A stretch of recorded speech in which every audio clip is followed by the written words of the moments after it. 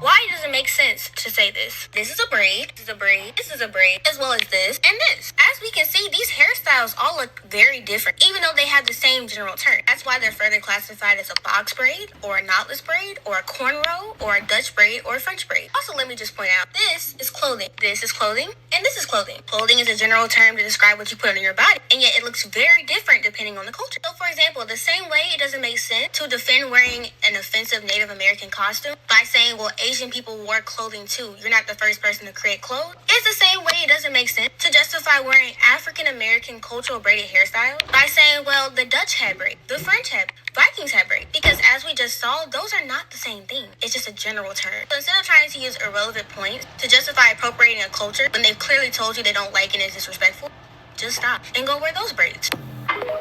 So let me just say this. A braid is a braid. Whether it's a Dutch braid, whether it's a French braid, whether it's a cornrow, whether it's braids to the back, whether it's box braids, micro braids, butterfly braids, a braid is a braid. And braids are not bound to one country. And it's very hypocritical because what if a white person say, hey, stop putting Dutch braids in your hair or stop putting French braids in your hair, because I see black people wear French braids all the time. But you don't hear white people going on a rampage telling black people not to put French braids in their hair because it's our culture. Because cultures are meant to be shared. Meant to be shared. So it's kind of hypocritical. Or stop putting blonde hair in your hair or blonde weave in your hair. And let's not go on that rant of black people can go grow blonde hair. No, it's not coming in black culture for black people to grow blonde hair. Yes, I have seen black people will grow blonde hair, but it's not common as it is in the white culture or white people, with white people. So we got to stop it because it's very hypocritical. Or wearing blue contacts. Black people can be born with color eyes. Yes, they can, but it's not common. You get what I'm saying? It's not common.